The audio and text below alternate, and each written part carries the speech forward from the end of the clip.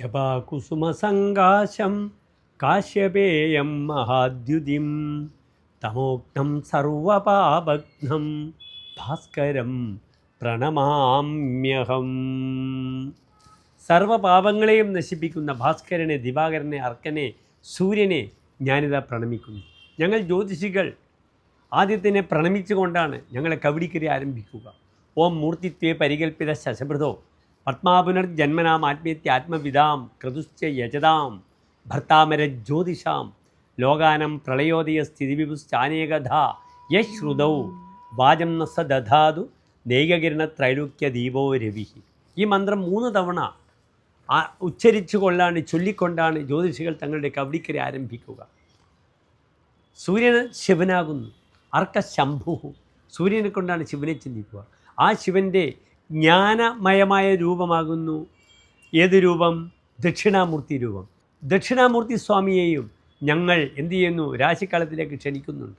ഓം കൈലാസാദ്രീശകോണേ സുരവിടവിതടേ സ്ഫാടികേ മണ്ഡപേ സന്മാതങ്കാരാദി പീഠോപരി പരിലസിതം സേവ്യമാനം സുരോഘേഹി ജാനുസ്ഥം വാമബാഹും മൃഗമഭി പരശും ജ്ഞാനമുദ്രാം വഹന്തം നാഗോദ്യുദ്യോഗവേഷ്ടം ദദതമിഷികണേ ജ്ഞാനമീശാനമീടേ. ഇത് ദക്ഷിണാമൂർത്തി സ്വാമിയുടെ മന്ത്രമാകുന്നു.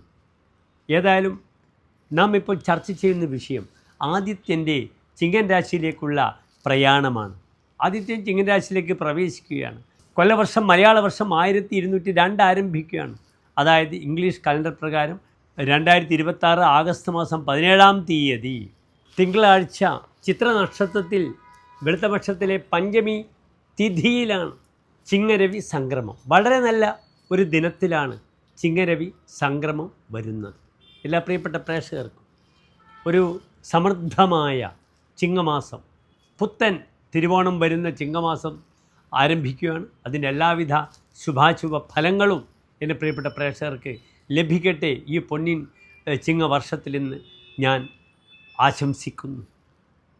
ഇവിടെ സൂര്യൻ 1202 ചിങ്ങമാസം 1-ാം തീയതി തിങ്കളാഴ്ച കാലത്ത് 7:51 ചിങ്ങൻ രാശിയിലേക്ക് പ്രവേശിക്കുന്നത്. ചിങ്ങമാസം ആരംഭിക്കുന്നത് 7:51 മുതലാണ്. ഏതായാലും ഒരു ശോഭനമായ ചിങ്ങമാസ ആരംഭം എൻ്റെ പ്രിയപ്പെട്ട പ്രേക്ഷകർക്കെല്ലാം ഉണ്ടാകട്ടെ എന്ന് പ്രത്യേകം പരാമർശിക്കട്ടെ, പ്രാർത്ഥിക്കട്ടെ. മേടൻ രാശി മുതൽ മീനം വരെയുള്ള 12 രാശിക്കാരുടെയും ശുഭാശുഭ ഫലങ്ങൾ നമുക്ക് സജീവമായി ചിന്തിക്കാം. എന്താണ് ചിങ്ങൻ രാശിയുടെ പ്രത്യേകത? ചിങ്ങൻ രാശി സൂര്യൻ്റെ സ്വക്ഷേത്രമാണ്. സിംഹേ വിംശതി രാതിത. ചിങ്ങമാസം 20-ാം തീയതി വരെ സൂര്യൻ മൂലക്ഷേത്ര ബലവാനാണ്. ഒരു ഗ്രഹം സ്വന്തം രാശിയിൽ നിൽക്കുമ്പോൾ രാശിക്ക് എല്ലാവിധ ശക്തിയും ആ രാശിക്ക് ഗ്രഹിക്കുന്നതാണ്. സൂര്യന് മൗഢ്യമില്ല. സൂര്യൻ രാഹുവോടുകൂടെ വരുമ്പോൾ എന്തുണ്ടാകുന്നു? ഗ്രഹണം സംഭവിക്കുന്നു. അല്ലാതെ സൂര്യന് മൗഢ്യമില്ല. സൂര്യൻ മറ്റുള്ള ഗ്രഹങ്ങൾക്ക് മൗഢ്യം കൊടുക്കുന്നു. സൂര്യനാണ് ഏറ്റവും ശക്തനായ ഗ്രഹം. ഏതായാലും പ്രിയമുള്ള പ്രേക്ഷകർ, മേടൻ രാശി മുതലുള്ള ഈ ഫലങ്ങളെല്ലാം ശ്രദ്ധിക്കുക.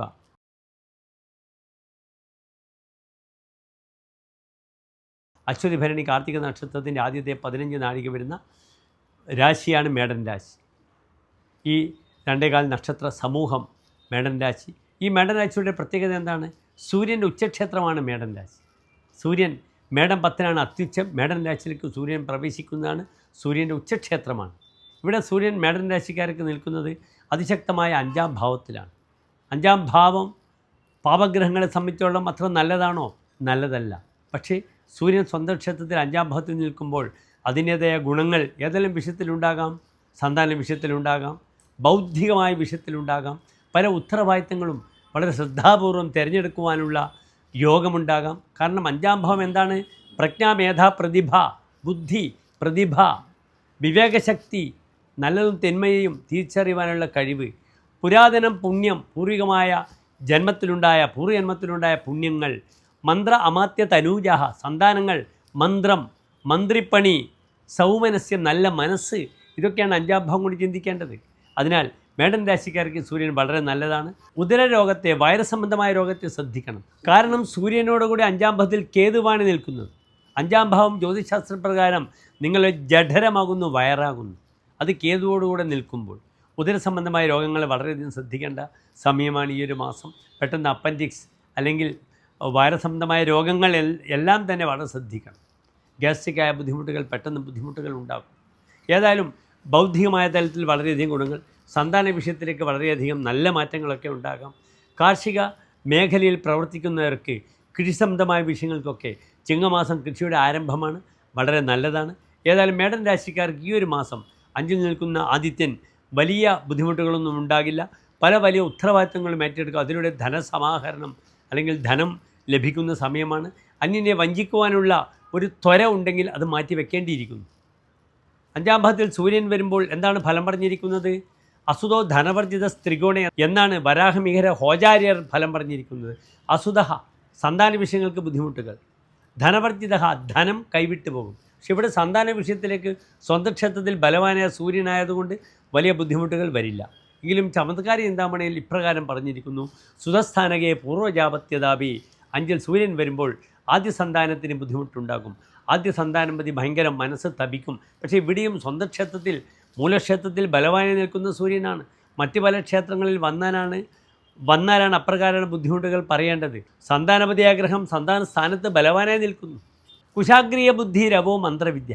കുശാഗ്രീയ ബുദ്ധി അത്യന്തം സൂക്ഷ്മമായ ബുദ്ധി പ്രകടിപ്പിക്കും.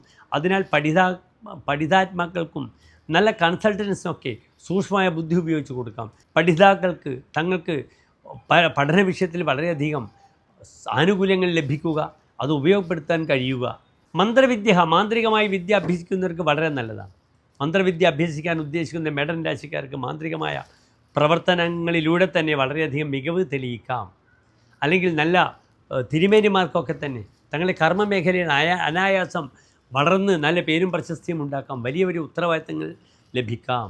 രഥോ വഞ്ചനയെ സഞ്ചയേബി പ്രമാദി. മറ്റുള്ളവരെ വഞ്ചിക്കുവാനുള്ള താല്പര്യമുണ്ടാകുമെന്നൊരു ഫലം പറഞ്ഞിരിക്കുന്നു. അപ്രകാരം ധാരാളം സമ്പത്ത് കുമിഞ്ഞുകൂടാൻ ആഗ്രഹിക്കും.